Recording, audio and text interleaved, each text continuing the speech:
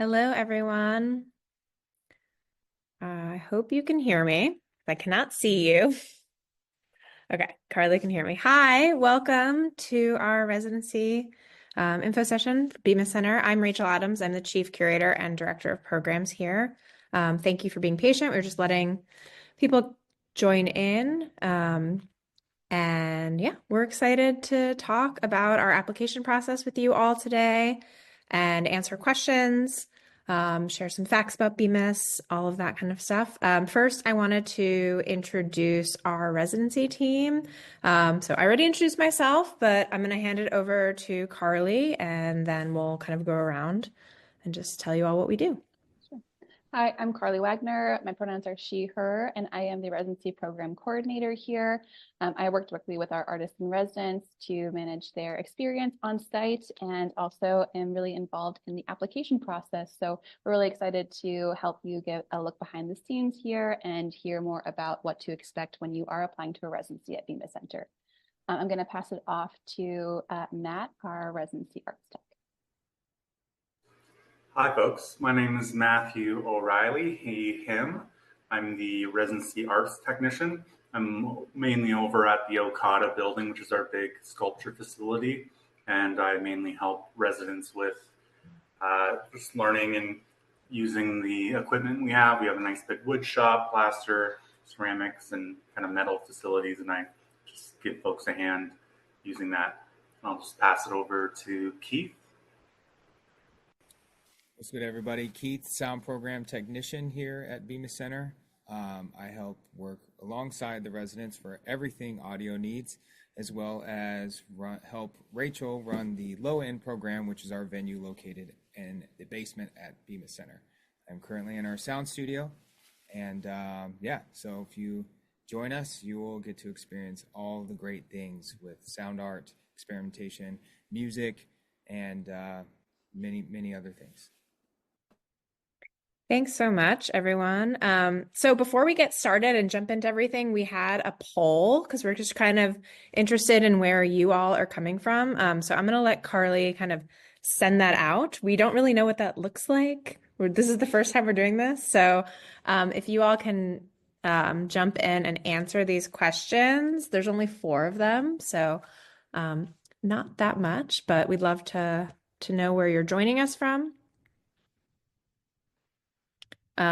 If you have applied to Bemis before, what your artistic discipline is, and this is sort of based on what we have in our application.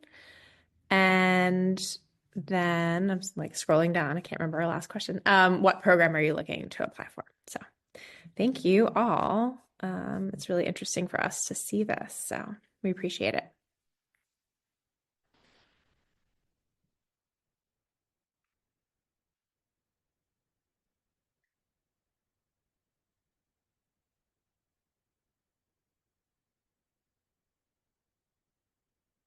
Okay, well, I know that we still have a few more people that are participating in the poll.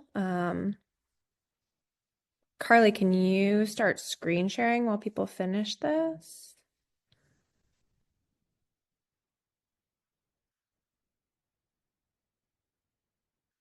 And then I'll just give you all a background on who I am. So I am, as I mentioned, I'm the Chief Curator and Director of Programs. So I sort of handle all the artistic programs here at Bemis. We have a pretty robust artistic program schedule.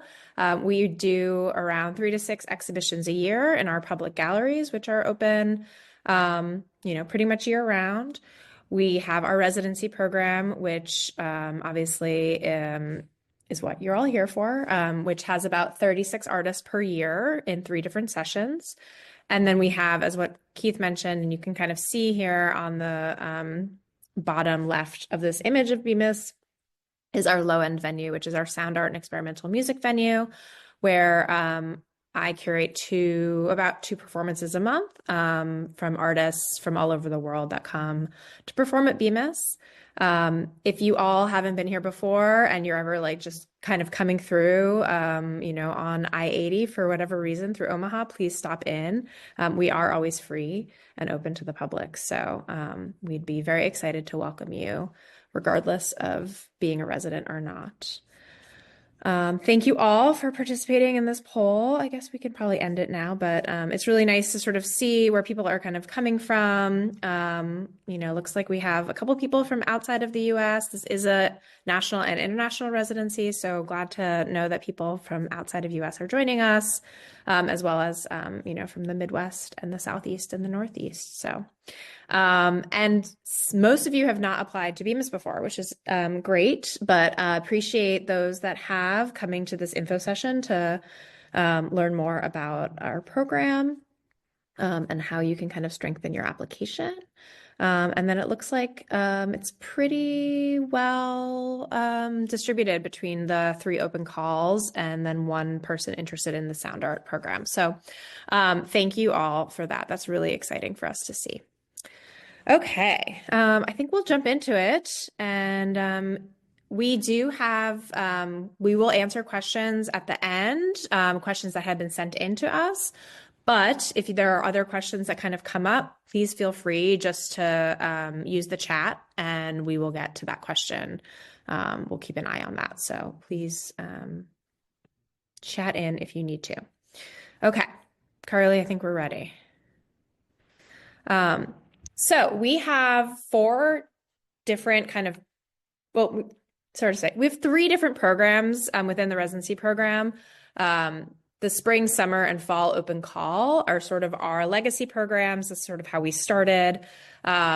Those are what probably most of you all are applying for. And then we have 2 different other tracks, the sound art and experimental music program and the alumni residency. An alumni residency is if you have already attended a residency at Bemis or been in an exhibition at Bemis, you are eligible for that. It doesn't sound like anyone here is an alum, so no worries on that one. Spring, summer, and fall, they obviously differ between 9 and 12 weeks long. The fall is just a little bit shorter because we know that some people can't be away for 12 weeks, but the stipends are exactly the same in terms of $1,250 a month and $750 for travel reimbursement. Deadlines are a little bit different, so we make sure that if you have applied for spring or summer and maybe don't get in and still want to apply for the fall, you'll find that out before the fall application is due. So just so you know that. The sound art and experimental music residency has a little bit of a different stipend structure. It does include the $1,250 and the $750 travel. But it does also give you a $2,500 material stipend. We were very thankful to get a grant from the Mellon Foundation to help support this program. And so that's why there's a little extra of a stipend there for sound artists to utilize that in whatever way they want. We've had people buy equipment. We've had people, pay editors or pay to get records pressed. We're really open to what that looks like to bring a collaborator in. So that's sort of what that stipend has been used for in the past. Similar with the alumni residency. It's a shorter residency, but you do get an extra sort of material stipend. I will also say, if you are international, the travel stipend does actually go up to $1,500. So sorry, we didn't put that in there, but that is, there's a little bit of difference because we know that tickets are more expensive coming from anywhere that is not the greater United States. So I think we can go to the next screen. I have just like my personal history about Bemis. I found out about the residency at Bemis like way before I even like thought Omaha was a place that I would want to spend any time. It is a really lovely place to spend time, but as many of you probably know, like Bemis is really world renowned. We've been around for almost 44 years. We were started by artists for artists to be able to make their work, to expand their practice, to be in conversation with other artists, to kind of be able to kind of go big and, sort of see what happens. The residencies are really no expectations. So we're really here to gift you all the time and the space and the support from staff, the support of different facilities, and then also the support of your fellow residents. So everybody starts and stops at the same time. There's always a sound artist in residence with the entire cohort. The alumni residents, they kind of bounce in because they're shorter times. Usually there's somebody here in the summer and somebody here in the fall. But they're, made up of about 8 to 13 residents. Everything is sort of independently driven, but a lot of, I would say, conversation will happen between the groups. And I've been here now since the end of 2018, and I will say, I know there are different cohorts that are still always like weekly or monthly in touch with each other just because, they're all still on their own WhatsApp group, which is really great.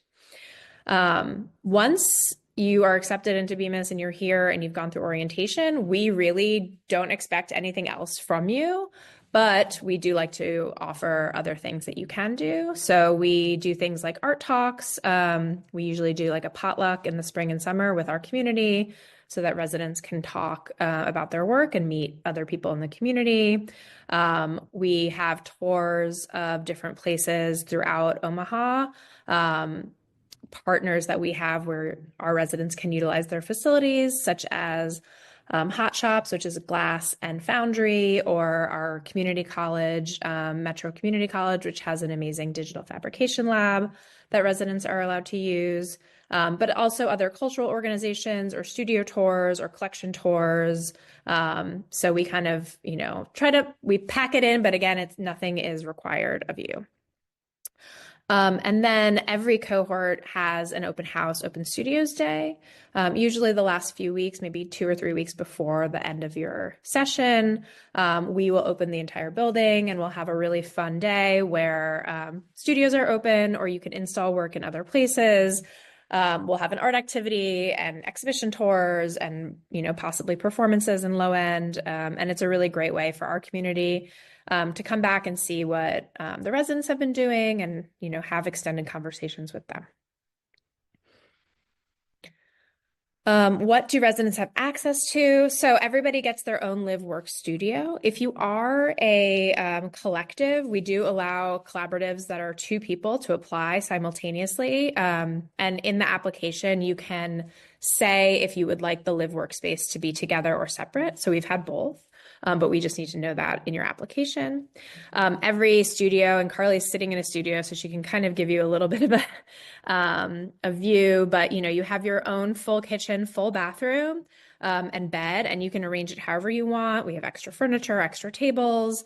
It does become a pretty active workspace for a lot of residents, and some residents, don't necessarily use it as a workspace and might spend more time in Okada, where Matt is, or in other places throughout the building. We do have other installation spaces, as you can kind of see on the right of the screen. The Okada Sculpture and Ceramics facility where Matt works is about 9,000 square feet. And that has, as we've mentioned, woodworking, ceramics and plaster, metalworking, and just obviously it's really big and you can build really big in there. It has a garage door to get really giant things out of the building. And it's just honestly one of the most beautiful buildings, I would say, in Omaha. It's this old Bow Truss building. It was a transfer station from when there was a railroad on the street over here. So it's a pretty wonderful place to work. We also have our sound art studio where Keith is. So that includes a room for mixing and recording and also like kind of a live rehearsal room. There's tons of instruments, there's hardware and software. And both Matt and Keith do things like skill build demos that will introduce you to what we have and give you some skills or refresh your skills on things. They'll do that as for groups, but also individually work with residents when there's specific questions or techniques that they want to learn. And then we do have project and installation spaces on our 3rd and 5th floors of this building. This building is 120,000 square feet, so it's very large. So there's lots of room to spread out. Again, whenever I talk to residents, and we had a tour last night, and one of our residents was talking to a group, and they're like, Bemis just makes you want to build bigger. And so many people have said that to us. It just, you kind of become a goldfish. And I don't know if that's actually a true thing, but you sort of grow a little bit to your environment. So lots of different places that you can kind of expand the work that you're doing. Okay. I think I am going to let Carly take the lead on application requirements. But again, if you have any questions about anything that we've talked about so far, you can hold them to the end, or you can just chat them in, and we'll just make sure that they get answered. But Carly, I will let you take it away. Awesome. Great. So I'm here to talk about our application requirements. All of our applications are active through SlideRoom. So each of those sessions that Rachel mentioned earlier have their own unique application portal that you have to apply to be considered for that session. So each application is separate, but each has 4 main required parts that we're going to go through. Those consist of the portfolio, applicant details, our residency objectives, and a resume. So going through those one by one, the portfolio, if you are applying to our open call sessions, the portfolio should be including 1 to 10 images. Some notes that we have here of things to think about when you are compiling your portfolio. We ask that you do not combine images into multi-page PDFs. Each individual selection in your portfolio should be an independent work of art, and that work should be within the last 5 years. There are potential for, if you are applying for a very specific project that started a long time ago and that you're reinvigorating, there are definitely exceptions to that rule, but it's not a hard and fast rule, but it's something that you should be considering when you are thinking about the makeup of your portfolio, that they should be mainly recent works. If you are submitting videos, each sample should be 5 minutes at the maximum, but we really, really appreciate it if you include timestamps for recommended viewing. Our panelists have a lot of applications to look through, and they're often only spending about 10 minutes per application. So in that instance, it is ideal for you if there's a certain part of that video that you think is really getting to the heart of what you're trying to get across, or that is a good descriptor of what you are explaining in your residency objectives. You should be including those timestamps for the recommended viewing portions. And in SlideRoom, the portfolio creation process allows you to include details like title, material, size, and a description in a separate box that's attached to it. We encourage those timestamps to be included in the description boxes. Our panelists can see that information that you include. So it's a really great way to provide extra context for your work and to make sure that it is being displayed in the way that you are hoping for it. So yeah, like we say here, use the description boxes. We don't recommend that you put them on the physical image themselves. Use those description boxes for your benefit. And then also we do accept work in progress images, especially if they are being used to support ideas or experimentation that you are outlining in your residency objectives. So many times, because we are a no expectations, sort of experimentally focused residency formats, that a lot of the times the objectives that you are responding to are about something that you hope for your work to come to fruition. So it makes sense for us to allow you to put in some works in progress or some basic ideas into those sections so that we can see where you're hoping to get to with this residency. The sound art and experimental music portfolio is a little bit different. It's still 1 to 10 samples, but these individual time-based works should not exceed 5 minutes, similarly to the open call portfolio. And we really, really, really especially recommend the timestamps for recommended viewing at this point. Our sound art and experimental portfolio panelists are looking at a lot of applications, and the majority of those samples are going to be time-based samples. So they really want to make sure that they are getting the perfect sort of like snippet of your work samples as much as possible.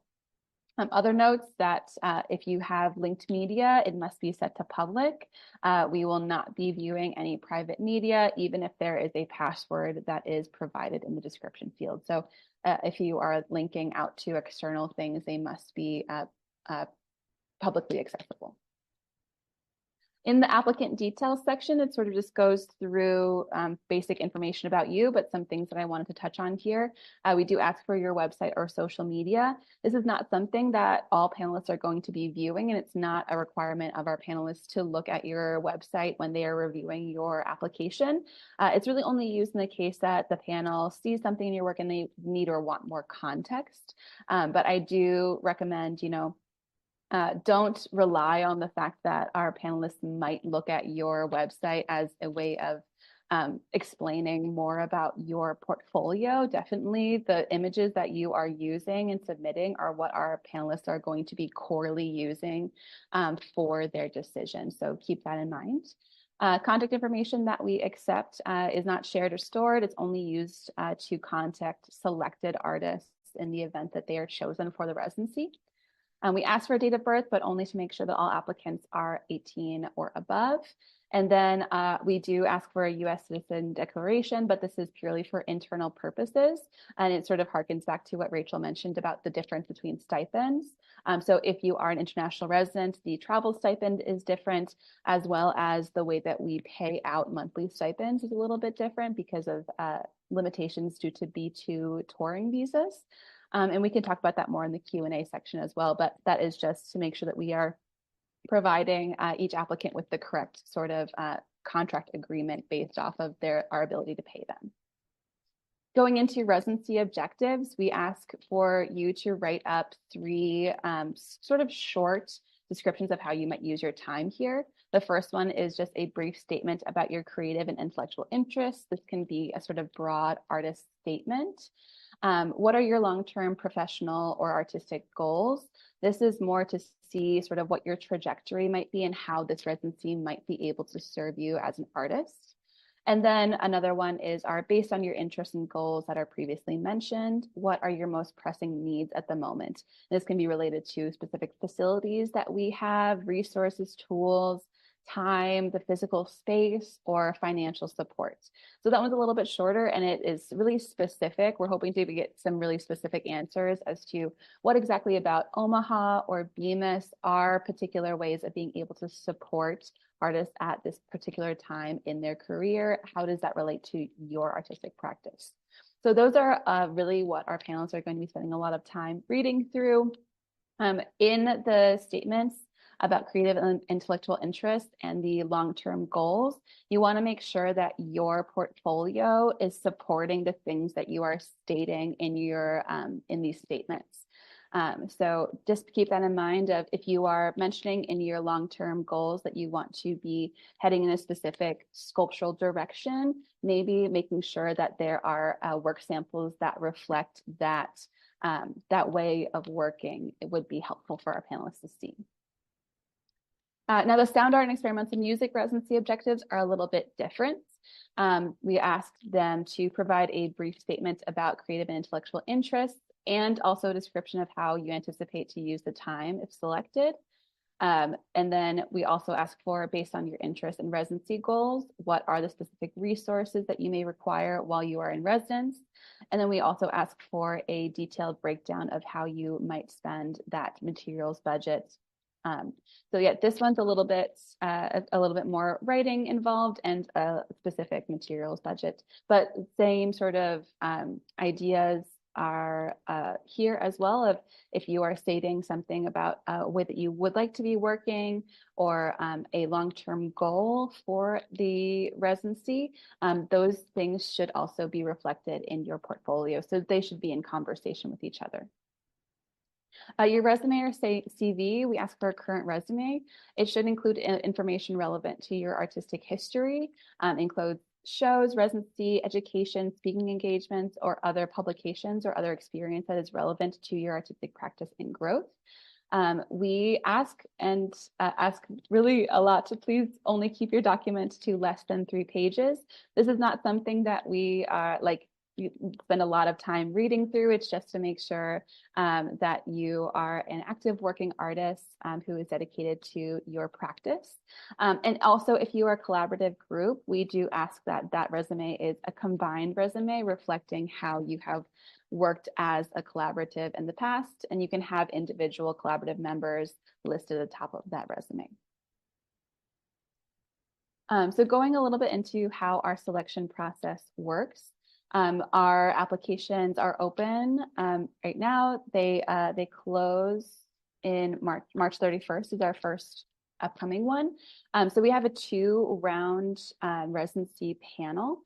So each residency is reviewed by a separate panel. So the spring panel and the summer panel, fall panel, even though they're all the same open call, technically, they are reviewed by different people. So the first round, we have 12 panelists from around the world. They are selected for them being, knowledgeable about contemporary art practices. And they are reviewing online. Each application is scored by 3 of those panelists. So it's sort of a randomized who you get from that panel. And then approximately 10% move on to the second round. So our second round, we invite 3 panelists who come on site to Bemis. We give them tours, show them the space, and they also do studio visits with our current artists in residence. So they get a lot of context about what it means to be an artist working at Bemis Center, and they get to see what Bemis can provide to an artist. And those 3 panelists get to all sit down together, look at that top 10% score, and discuss candidates as a cohort. We do have a sort of feedback review session. First round applicants can receive their scores anonymously from those 12 panelists. And then second round applicants can sign up for feedback sessions. They meet directly with a member of our residency staff, usually me, to talk through anything that our panelists had mentioned about their application, and also to go over their generalized scores.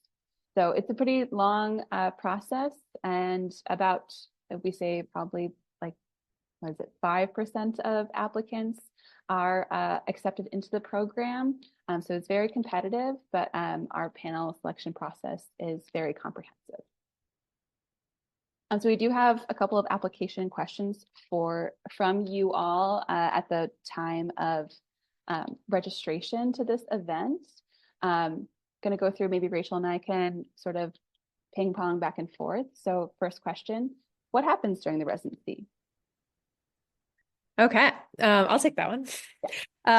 So your residency, depending on if you're here for 2 to 3 months, arrival and sort of orientation, getting to know the building.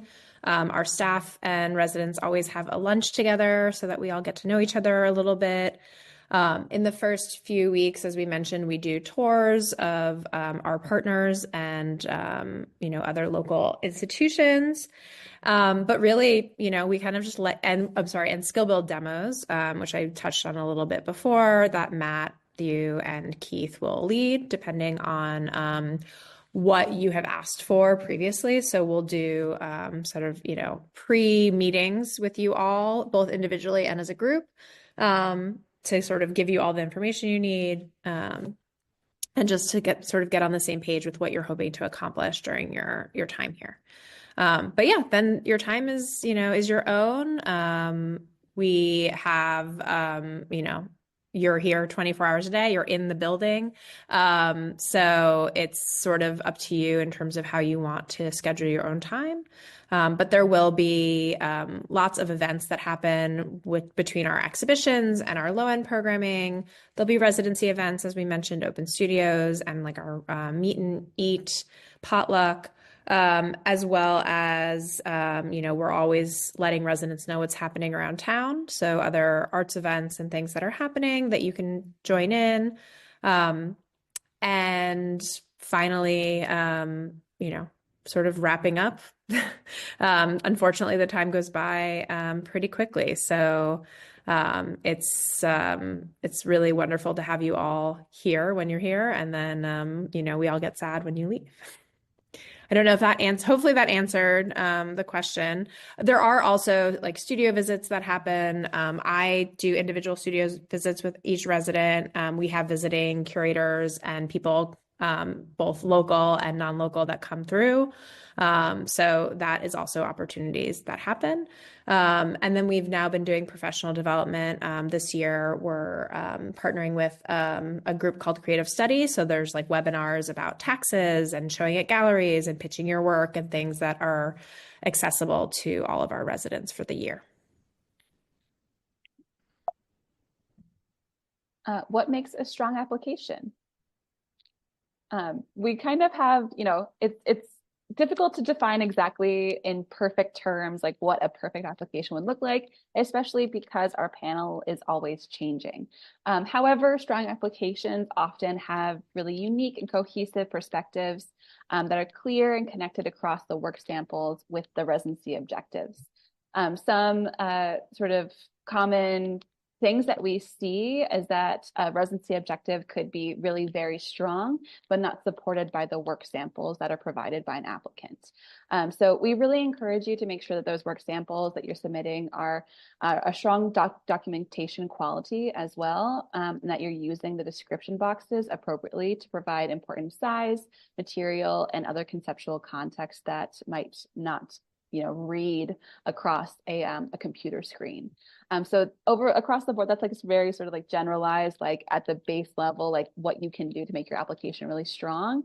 Yeah. I will also just chime in, as Carly said, the description boxes within Slide Room are so helpful. And even if you're showing, an installation view and then a detail, like give us more, you can give more context in those boxes. And the panelists find it really, really helpful. Okay. Next question, is Bemis only interested in research-based practices? So no, that's not true. We support all different types of artistic practices. And as we mentioned, our panelists change every year, and are different for every residency session. So the perspective on what the panelists value is always changing. So, I would say due to the experimental nature of the program, panelists may prioritize applicants whose work will benefit from a no expectations program, but that doesn't necessarily mean it needs to be so like research based in their practice. Definitely. Will there be critiques or visiting artists? Yes, we absolutely do those. Each session has a separate, either one visiting artist for sure to come and speak with our residents. Rachel, our chief curator, also does studio visits as well. And we do have a curator in residence program here that is here for 18 months long, and they do studio visits with our residents as well. If you're here in like the summer session, you'll also do studio visits with our panelists. But yeah, we try to invite as many arts professionals here as possible to provide those opportunities for our residents. Yeah, like for example, today we have Rafael Fonesca, who is a curator of modern and contemporary Latin American art from the Denver Art Museum, that's here doing studio visits. And next week, Lisa Sutcliffe, who's the curator of photographs from the Metropolitan Museum of Art, is coming for a lecture, and she'll also be doing studio visits. So it's just really dependent on schedule, but people are always kind of popping in that sense too. So. Next one, are service animals allowed? Yes, we do allow service animals, but not sort of like long-term, like if your pet is coming with you because you can't find anyone to watch them. So they must be a registered service animal.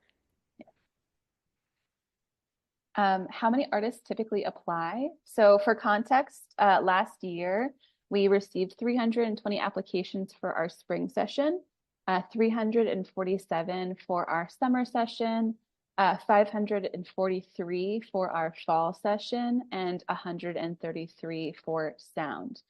Those are pretty standard across the board. We will usually get between 300 and 400 for our open calls, and usually about 130, 150 for our sound arts open call. Okay. Next question, do you have 1 to 2 week options? Unfortunately, no. We have a cohort style residency program, so our sessions are set within particular time frames.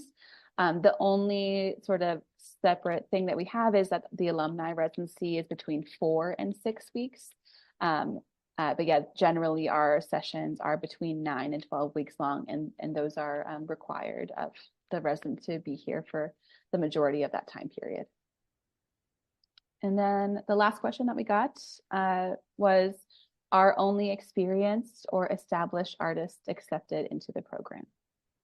That is a no. So it's a real range of artists in all stages of their career. We do ask, as we mentioned, to include a resume or CV to show that you have a dedicated working history as an artist.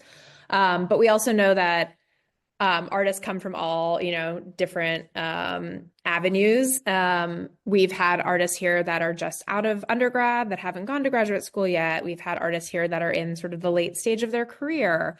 And actually, we really love to have that intersection as a cohort, and make sure that, we have a really varied group of people here that are coming from all different backgrounds, age ranges, genders, like the entirety, because we know that that makes a stronger cohort and a better experience for everybody.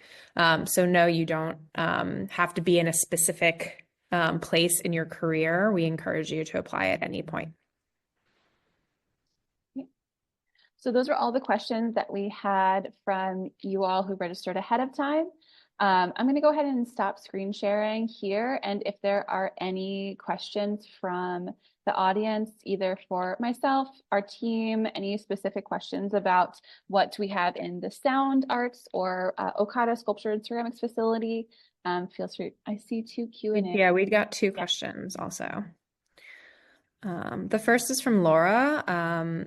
Exploring the relationship between photography, bookmaking, and creative writing. Do you have any advice if it would be beneficial to share documentation of a book or a sample of my writing in the application as well?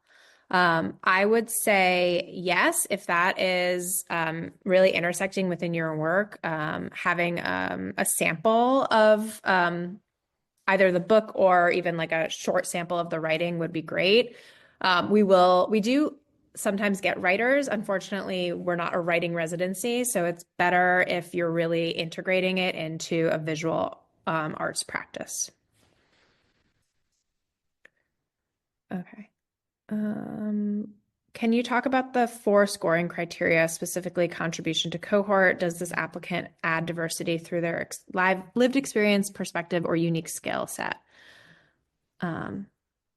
Yeah, so this is referring to one of the criteria that our panelists are scoring each application on. We are currently in the process of sort of reorganizing the way that these scores are happening. We don't have those entirely figured out, which is why we have not, said that during this live. But previously, each panelist was scoring each application on those 4 scoring criteria. Even in stage 1, the question was about if the applicant adds diversity through their lived experience or perspective or their unique skill set. And this was a way for us to sort of make sure that the cohort as a whole had what Rachel was sort of describing earlier as like a variety of professional experiences and backgrounds to make sure that there's like an opportunity for growth and cross communication there. We are now switching for that to be something that the final panelists in round 2 discuss sort of separately from a scoreable thing. So I hope that that answers your question. It's not something that's going to be a concern moving forward with our application processes. Yeah, it'll be something that our panelists still talk about to make sure that the cohort doesn't just reflect one perspective, but it won't be a scoreable thing in the feedback rounds. So I hope that that answers your question. Matt, can you answer this? Can you describe the ceramics facility, please? But you're muted, so you have to unmute. Classic. Sorry about that. Yeah, we have a great, huge ceramic space, 4 kilns, one of which is a test kiln for running all your tests through.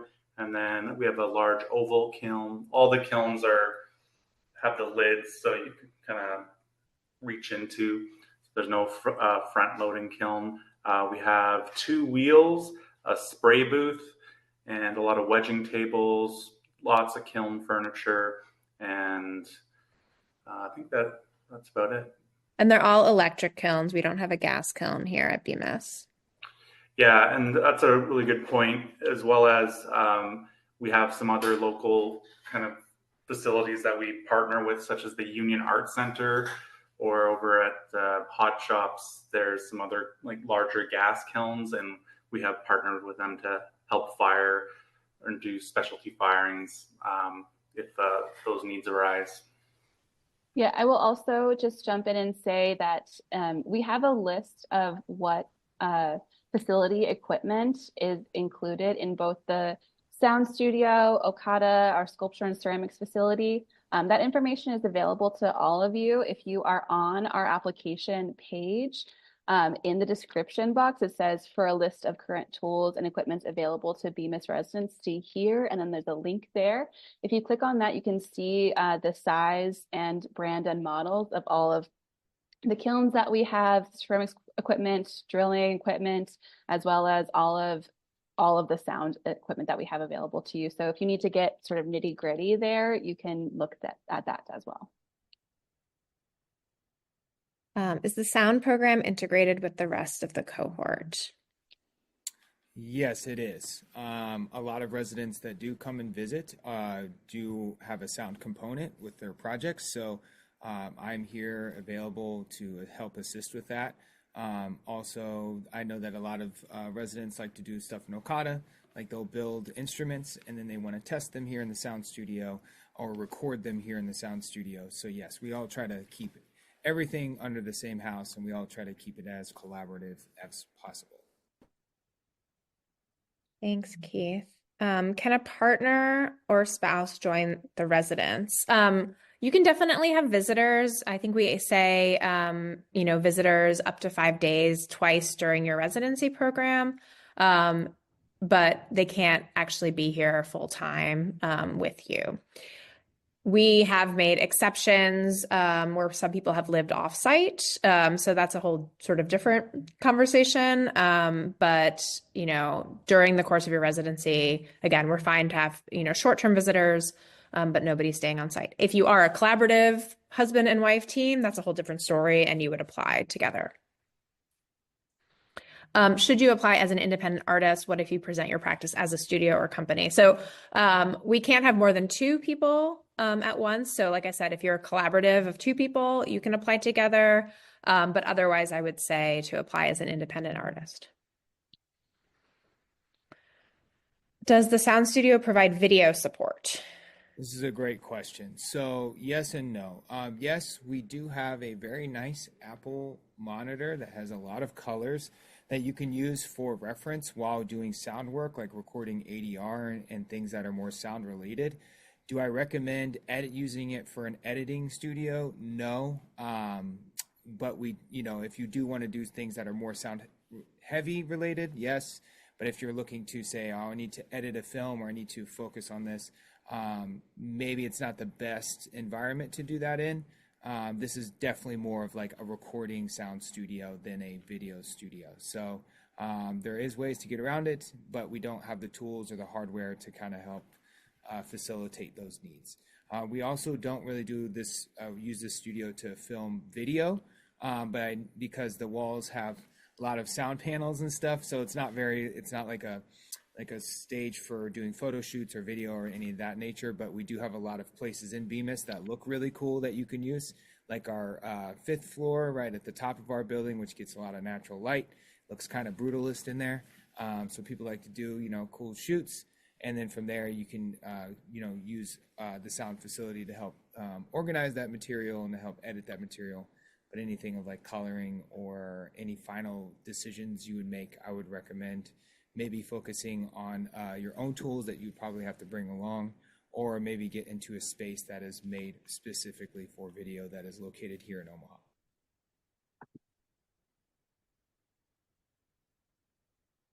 Thanks, Keith. Sorry, we have a program tonight, so I'm trying to multitask right now. Oh, before we move on, I do want to mention though, we do have the Adobe suite located in the sound studio. So if you use things like Premiere or Photoshop, those things are available and you can use them down here.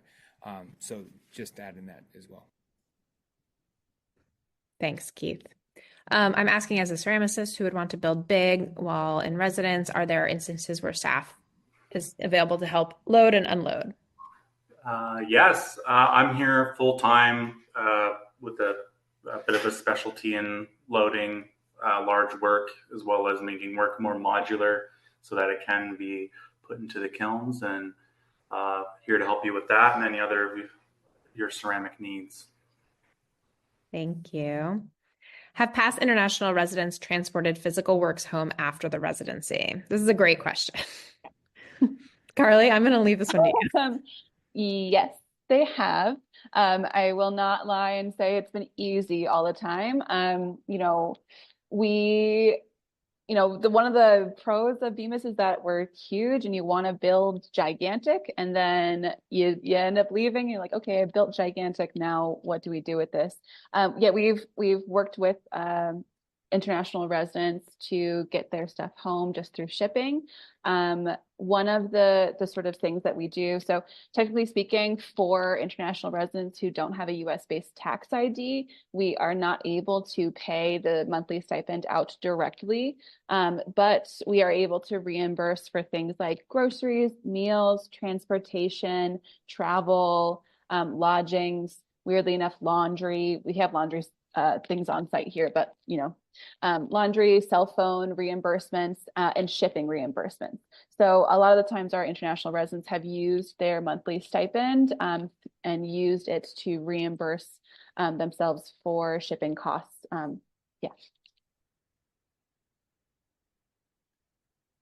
Is there any possibility for feedback on performance artwork during the residency? Is that the type of thing that might happen during studio visits? I would say yes, that would happen during studio visits. And also, that's something that I think a lot of people would rely also on their cohort, like, oh, I'm working on a performance. Can I do, can I give you a rehearsal and sort of get feedback from your cohort or even from the staff here at Bemis? Like we all, a lot of us are artists ourselves or in the arts in general, and would love to help with things like that. And we've also had many performances during open studios. So it's another place where you can kind of test things out, premiere things, and get feedback.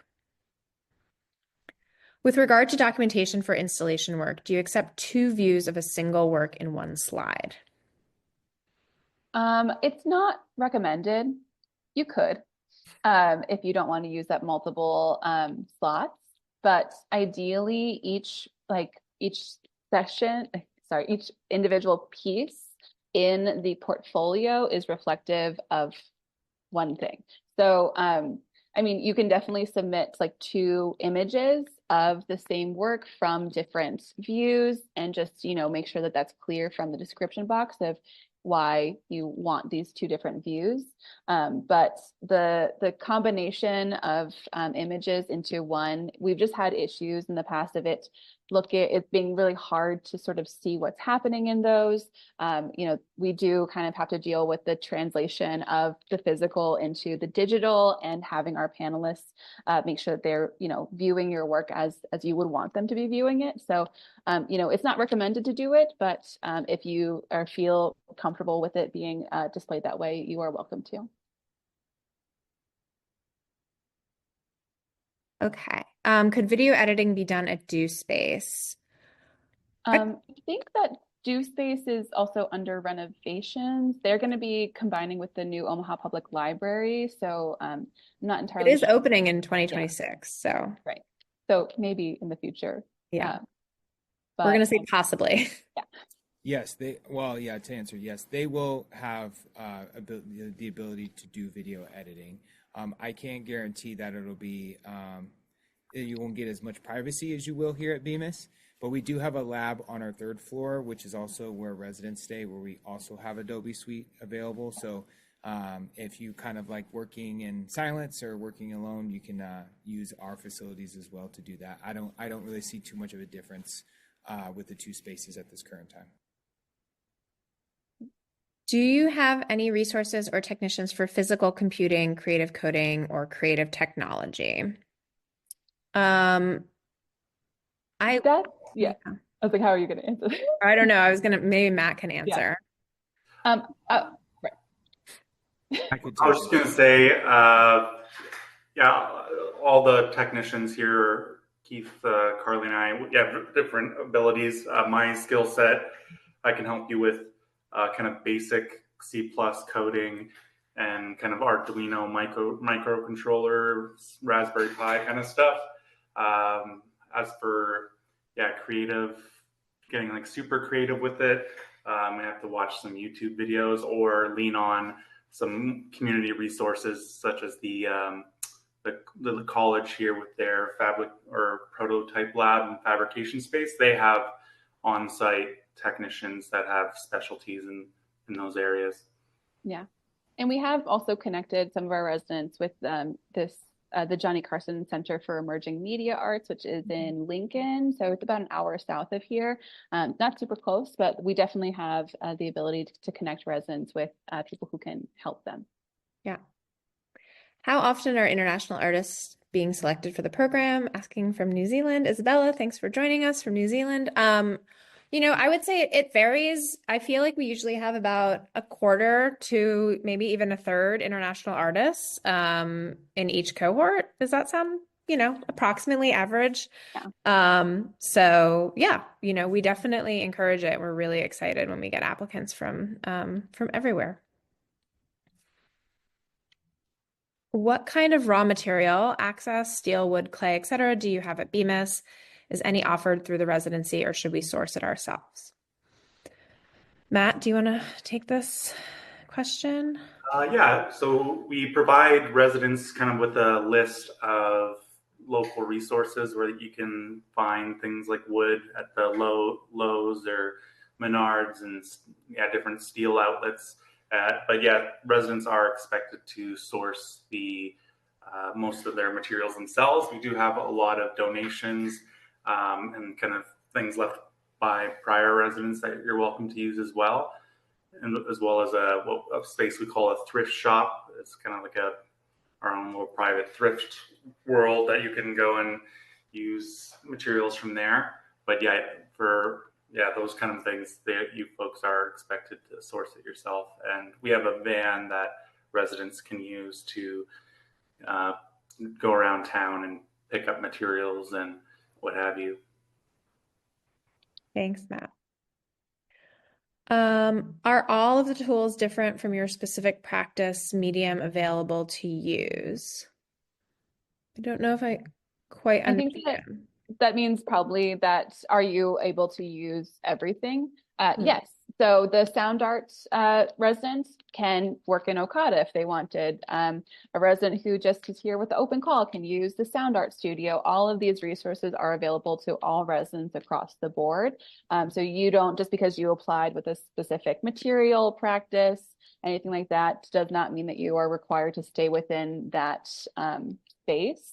So yeah, you are welcome to experiment, use the metal space, the ceramic space, the sound studio at any time during your residency here.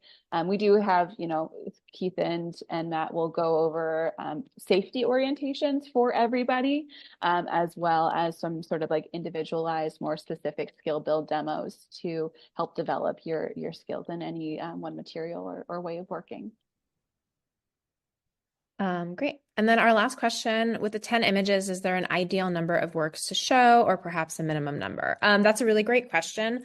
I would say after looking at so many applications, it really depends on how you work. Some people work really serially. Some people work, more just individually. So depending on what your sort of practice is, I would say, maybe like 2 to 3 projects, right? So depending on how many works are within those projects. And as Carly mentioned, really leaning on work that's more current from the past 5 years, 3 to 5 years, I think is ideal. However, if you are an artist that say has been working on like a really long-term project that started 10 plus years ago, you can, include some of the earlier work to show the progression of that project if that's the way that you've been working. So it's a little bit dependent on your own practice. Could you share examples of elements you've observed in a strong work plan? Ooh, that's a good question. I think just being really clear and concise. Our panelists are looking at a lot of applications, especially that first round. So making sure that what you are saying is really like easily read. I will say I tend to read out everybody's sort of statement during the second round, and I end up reading a lot of sometimes very like art speaky things that don't really make very much sense. So think about when you're writing about your practice and your plan to just be really clear on like what you want to do and what you want to accomplish, and what you need to do that. Yeah, I would say definitely also it helps and it's very strong if there's, something specifically about Bemis, the way that the residency runs, or a certain space that you are super excited about using. It helps to be specific and concise. So yeah. Do you have resources for shaping plastic? Do we, Matt? Yeah, we can use a lot of the wood equipment for kind of cutting it to size, and we have a heat gun and different ways of applying heat for the bending. And then, of course, again, with the prototype lab over at the MCC, you'll have access to 3D printing with all the various PLA and MLA plastics, as well as you can CNC into plastic and shape it that way, and a myriad of just different shaping and cutting techniques are available there as well as here. Thank you. And do you offer fee waivers for the application fee? At this time, we are unable to offer any waivers for our application fees, so sorry about that. Are there any other questions? Those were all really great. Thank you so much for chiming in. We really appreciate it. We are just at an hour here, and we don't want to take up too much more of your time. If you do think of a question that wasn't answered, you can always email residency@bemiscenter.org, and we'll get back to you as soon as we can. If you missed any part of this presentation, you came late, we did record it, and we will post it on our YouTube in the next couple of days. So, and we'll send out an email when that happens, or if you have other friends that wanted to come and weren't able to, please feel free to forward that to them. But yeah, I think that might be it for now. We really appreciate your time and your interest in our program. And if again, we hope to see your application in the queue. So thank you all for coming, and thanks to the team for doing this. So Thank Thank you all. bye. Bye.